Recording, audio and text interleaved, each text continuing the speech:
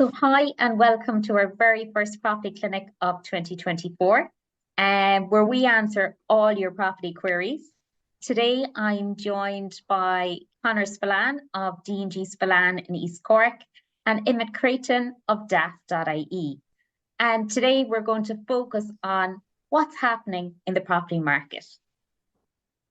So if you've any questions throughout the series, drop them in the comments below and we will shed some light for you.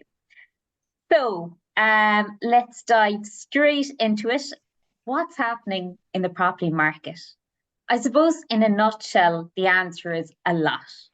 But the most dominant force in the Irish property market today is scarcity. And because of that, prices continue to increase. So I'll just look at Bandon and West Cork and say 2023. We saw price increases of an average of 5 to 8%. Rural areas saw the highest prices, and I suppose the market was dominated by high supply, or high demand, I should say, and low supply.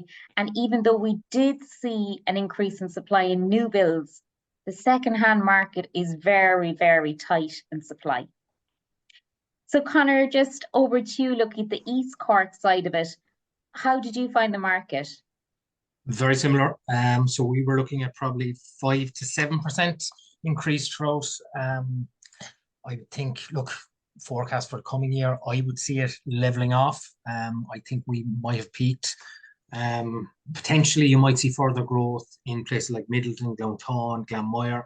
Prices probably will grow a bit more there, but I think the rest of East Cork, you're probably looking at maybe 1 to 2% for the year. Okay, fair enough. It seems data from DAFT would support both of those, Conor and Majella.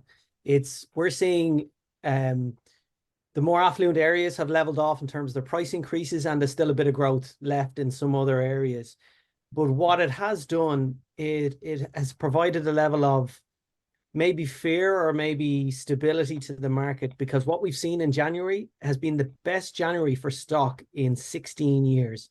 Now, you guys be well aware, and our viewers be well aware, that stock, like Majella said, is at an all-time low. But this year we're up 36% year on year, and it's the best year in 16 years. And our analysis indicates that prices may have peaked. And now people are like, if they're considering selling a house, they're like, now is a good time to reach out to your agent and say, sell your house, because we may be at the peak and they may start to level off, like you said, Conor, or even dip a little bit. So it really is a good time to get in there, and we're seeing it through the data in our system. Yeah, Emmett, I would say that we're up in numbers of sales appraisals and people looking to move. I suppose a big obstacle out there is, sellers need to buy as well. And there is still a lack of stock out there. And a lot of sellers are afraid to go to the market until they find a place. Yeah, it's a classic chicken and egg type scenario. But absolutely, like if the numbers run out and the stock levels continue to improve, then that level of confidence will come to those people, because they'll see the stock levels on DAFT and they'll see that, and it'll come out in our next reports that there is more stock into the market. Then they'll start to consider it. Like, an interesting tidbit now for our viewers is that the most viewed equally demographic of people on DAFT at the moment is between 30 and 34 looking for a house, or 55 plus. Now, the 55 plus are generally selling to move on, and the 30 to 34 are generally first-time buyers. So if we're having that level of activity on our website, you can start to see the stock roll in thereafter. Now, that's what we're hoping. Yeah, you can see that. So that kind of moves us on to what types of homes are in most demand.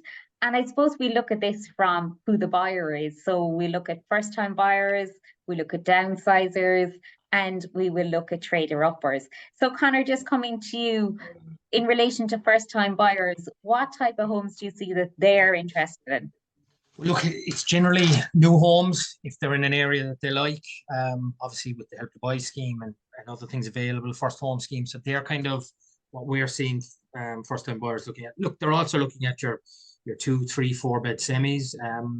Look, a lot depends on area, but they are kind of specifically what first-time buyers are targeting. Look, first-time buyers aren't the ones buying the 5 bed 2,500 square foot house. That's just not how it works. So they're looking at kind of 2, 3, 4 beds, semi-detached, new build if possible, but if not, then second hand. Yeah, we're seeing similar pattern. I think initially in the year it was mainly all new builds, first time buyers, but as you know, they go on, I suppose the premium prices for new builds and you know, as stock goes on in the competition, we are seeing more first time buyers looking at the second hand semis and things now as well.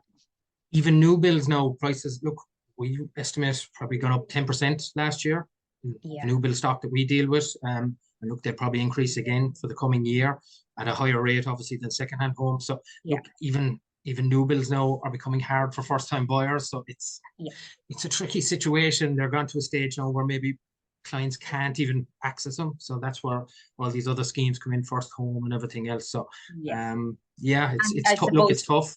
What's driving the demand for the new builds is like the help to buy scheme and the first home scheme, isn't it? Yeah, absolutely. Yeah, exactly. Yeah, so like it's rare enough that we've sold a lot of new homes over the last few years, new builds, and it's rare it's a second time buyer, but generally all first time buyers, just because obviously the grants and everything else. So yeah, you don't really see second time buyers buying new builds. And kind of moving on to downsizers, what they're looking for is, we find we're dealing with a lot of downsizers who just want to get a smaller, more manageable home, less maintenance, and preferably near amenities. And I suppose their preferred choice would be a bungalow, which are very, very hard to get in the current market. I suppose moving to trade or upwards, then what we're seeing is they're normally in their semi-detached in the estate, their family is growing, they want to get a bigger home with more space, bigger garden, the extra bedroom, but most of them want to stay in the locality they're in because the kids are in the local schools. And that again, it's very hard to find that type of stock, because I believe there's a blockage of supply in the market, in the second-hand market, because downsizers can't find their suitable property, so they're sitting still. Trader uppers are sitting still because of the lack of supply of what we could call, we'd say, the type of homes that downsizers are living in at the moment. So it's kind of a standstill and a blockage in the market at the moment there. But look, the advice I'd give someone that's thinking of downsizing is, look, go speak to your agent, get your own home valued, potentially speak to a mortgage broker, potentially about a bridging loan or maybe a second mortgage, and then you can sell your own home when you find some. So there is options there, but it's just the majority of them will need to sell to buy. And that's kind of where they feel like they're stuck. But there is options out there. So I would always advise speak to your agent, mortgage broker, and go that route and see what your options are.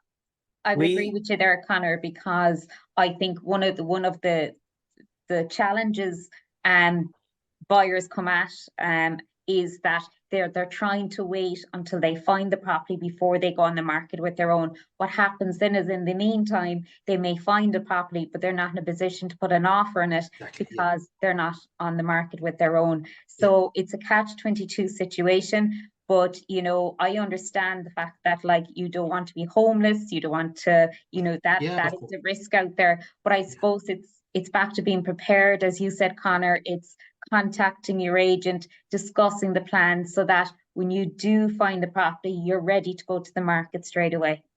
Yeah, exactly. So look, you're in a position basically to bid when something you like comes up, because we'd often find that people would come into us, but look, we act for the vendor, so we have to do the best by the vendor.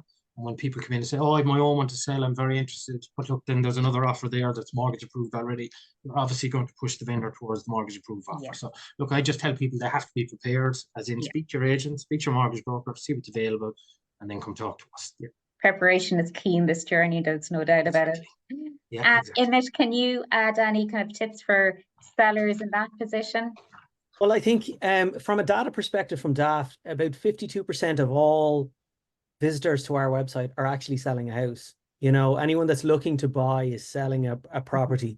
And like you guys said, once that flywheel of visiting your agent and saying, well, while I'm not necessarily ready to sell this house tomorrow, this is my house and I want to sell it, will you do an appraisal for me? and let's work together. So once those guys start coming into you, you know the levels of stock on the market, because then people will start to think about it, and then you'll be able to give them the proper advice about when to list it on DAFT, and they don't have to sell it immediately. From the other data perspective, it's really interesting to see that like the over 55s and the 30 to say 39 bracket are the largest cohorts on our website now. And the most popular property, and I'm looking at just Cork at the moment, but it actually plays out across the entire country, is a townhouse. And the next one is end of terrace. Now, they tend to be a little smaller. They tend to be the type of stuff that developers are developing in town centers and stuff like that, where the sites are small. And you can see that that's where they're looking for. And then the very next one is the detached. So like, it's like what Conor said, it's like they're looking for the larger houses. These are people who are trading up or have a house to sell, where the first time buyers are looking at the smaller properties. You know, interestingly, bungalows, like they're so rare, and apartments are the least searched properties by impression on our website over the past year on DAFT in the Cork area. It's quite surprising, but like you can get good quality housing in Cork. So, you know, it may be not the reason for them looking for an apartment, and the fact that there is no bungalows, you know, it doesn't tend to be people's first port of call when they're looking for it. Again, I put it down to a level of confidence within the market. If we're going to see another increase on February, which we'll measure against last year and the previous 16 years, if that starts to grow, that will filter down to the people that want to sell. And it's imperative then that they have spoken to their agent even before that, to consider that, because you guys are in the know and you'll have your finger on the pulse and you'll be able to know when is the key time to do it. And everybody knows the first half of the year is really crucial, you know, to start getting the interest in, and banks are ready to lend, and everybody's getting things slow down over the summer. So it's a good time to start that process right now, you know. 100%. And it's interesting about apartments, actually, because I think, like, I definitely mirror that. You know, we'd have less demand for apartments in comparison to houses. There's no doubt about it. I think we Irish are still not used to that idea, but we are beginning to see more apartments becoming on the market because of landlords leaving the market.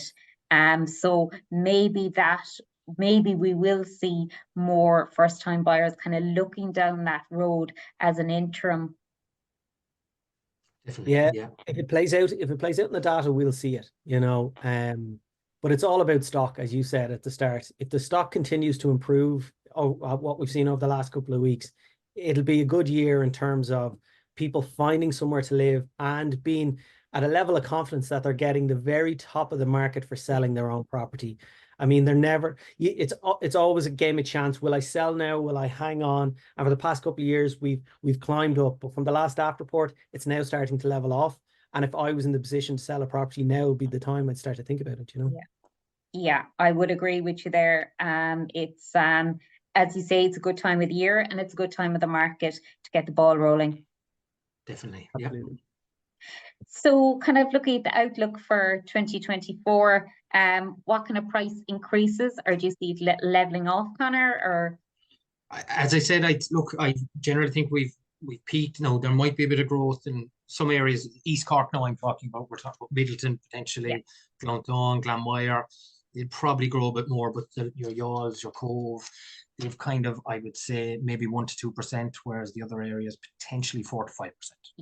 Yeah, I would agree with you there, Conor. I think, 4 to 5% for the kind of more rural, less developed areas, we'd say, and, more built up areas would be the 1 to 2%.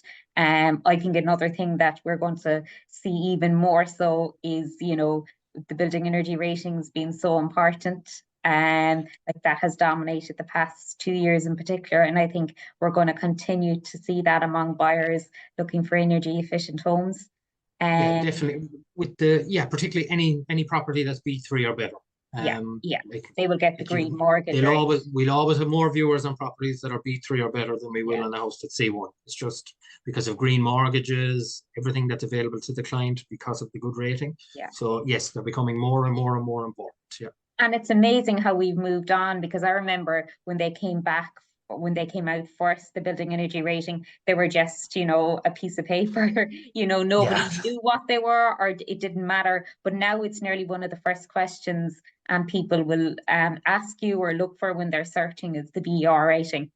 That and fibre broadband. Yes, You'd be amazed. They're the two questions we get asked the most. BRs and fibre absolutely. broadband. From somebody who's working remote almost always, like it's the first thing I look for is like fiber broadband. Does it have Yeah. it? The area good? And then I look at the BER because I know how expensive oil and gas they are, you know. Yeah, Yeah, yeah, Yeah. definitely. yeah. It's all sustainability in the end of the day, isn't it? Absolutely. And it's the bottom line. People are considering what they can afford and what they can borrow for and what their standard of living. Like we discussed previously, Majella, like what are people looking for when they're buying their house? And you gave me some great insights into that. And we've some insights to share on that too. I know you received a question prior to this about whether they should buy for their current needs or for their future Yes. needs. So Yeah. we had a question because we always welcome questions to come in. And one of the questions that came in was from a family: should we plan location now for kids' schools and activities, or more long-term for retirement years as time flies by? So it's a very interesting question. Yeah, and I'm really interested to hear your guys' take on it, because in a previous profession as a solicitor, I would have been asked this as well, and I would have no experience. But now working with DAFT, what we found, and I'd like to hear what you guys say, but what we found is that people tend to buy and sell houses between 7 and every 12 years in Ireland. So if you're buying a house, you need to consider where your life will be at in 10 years' time, because this is the house you're more likely to be in. So buying something right now, say that sounds like a younger couple who are considering a family, and buying an apartment right now may not be the right move, because if they're considering a family really closely, we don't tend to buy a new house for another 10 years, you know? Yeah. So that would Yeah. always be where my head was at. You know, you buy for where you think you'll be in the future, you know? Yeah. And I think Well, sometimes it's hard when you go in and you see a lovely home and you think, yeah, this is perfect now, but you really have to think ahead, don't you?